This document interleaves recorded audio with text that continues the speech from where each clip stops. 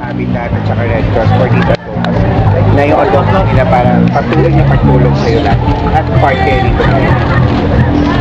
Well, ako naman, I just feel honored na kasama ako dito, and special thanks to Coca-Cola, Red Cross, and Habitat for Humanity kasi they just don't want to stop helping. Parang para sa kanila, gusto pa rin nilang tumulong kahit na alam naman natin ilang araw na nakakalipas yung Yolanda.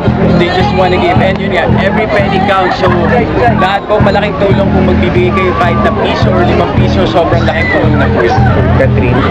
And of course, gusto ko yung magpasalamat sa Coke kasi napakagandang event na ginawa nila na to. And nagsama-sama ang Red Cross, again, ang Coca-Cola Philippines, and Habitat for Humanity para, of course, sa mga victims ng Yolanda. So, ayan, sa mga pwede mag-volunteer, sa mga pwede mag-donate ng kahit ano or mag-share ng mga stories nila, open na open sila sa event na to. And sana, pumunta sila, magbigay sila ng konting oras.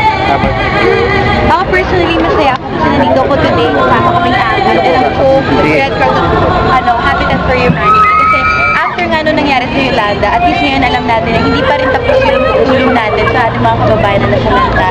Ngayon, dito tayo magsasama-sama para sa kanila, para makaahon din sila agad. O yung pagbibigay ng pagkain, ng tubig, unang ano pa lang yun, hilera ng pagtulong. Ngayon naman, tutulungan natin yung mga kababayan natin, mga kapamilya natin na magkaroon ng tirahan na maayos.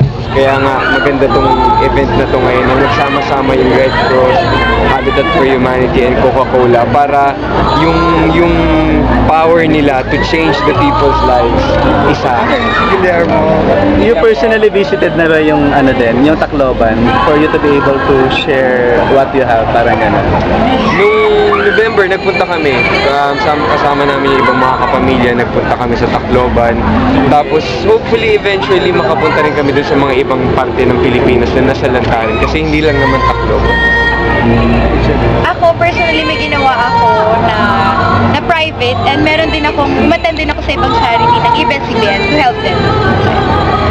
Ako, gusto ko pumunta talaga na ng Tacloban, pero hindi talaga mag-match sa schedule. So, naisip ko na lang, least na magawa ko was yung sa telethon. Nag-telethon ako twice, and then gumawa kami ni DJ ng sarili namin pag-pack ng mga goods para mapadala sa Tacloban.